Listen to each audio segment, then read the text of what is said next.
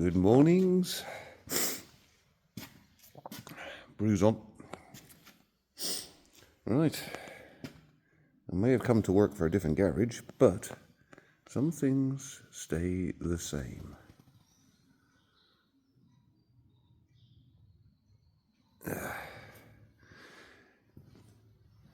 Gives you a fair indication what we're doing.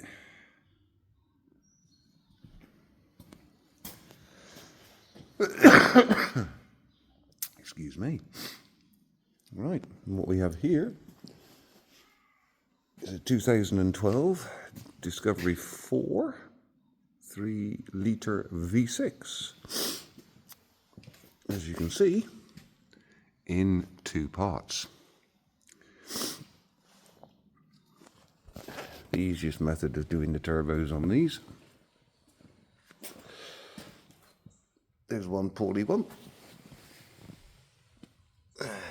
Extremely wet.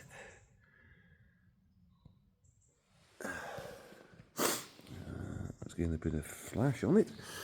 Oh. And very wet up in there, up towards the EGRs. That's your EGR control unit. It's all in the manifolds. It's all gone down into the exhaust. Initially came in as a non-run. Found injector washers were piddling out all over the place. Done that. Then found, excessive amount of oil in the intercooler. So drop the bottom intercooler hose off, and bleh, she was a little sick. So yeah, and it's gone all the way up into the DPFs, as you can see by the back flange there. So we've got to get these off, get these sent away and cleaned. You can see by this one, see all the oil around the connecting flange. Down inside there, all underneath there. So, and then that one's got to come off. So obviously twin turboed. And we've also got to do the cam belts. So there's a look at the cam belt, which is easy at this precise moment in time to gain access to. But when you're working with the body on, you've got that lot to contend with, and you're working that direction. So you're working blind and backwards.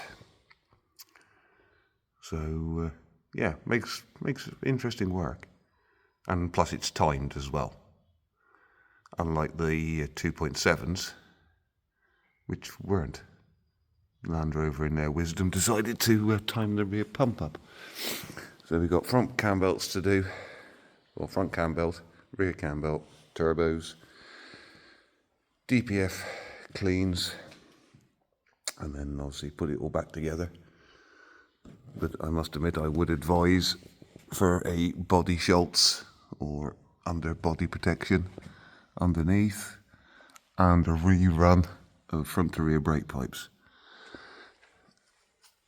Just to, as you can see, it's starting to get a little on the scabby side. Seals aren't brilliant at the back either.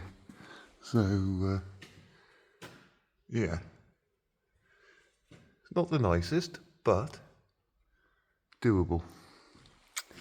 So, yeah. So this will give you a bit of an insight. Handbrake module. Absolutely fantastic place for it to be. Air suspension, control valves. That's the air suspension pump and valve block in there. Air suspension tank along there. And obviously transfer case, gearbox, fuel tank. A big old fuel tank on these. You know when you could try and drop one of those. Yeah. So, and people always ask, where do you start when you're doing a body lift? Well, the first thing is you do, take the spare wheel off.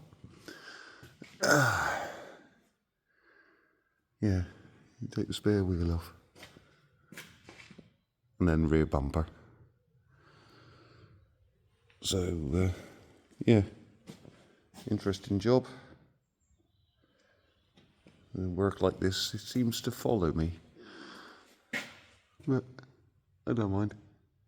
Pays the bills. So, yeah, that's going to be me for the next, well, I was on it from about half 11 yesterday. It's now the following morning. So, yeah, didn't do too bad. So, we'll crack on and get this thing sorted. All right. We'll catch you again. Ta-da for now.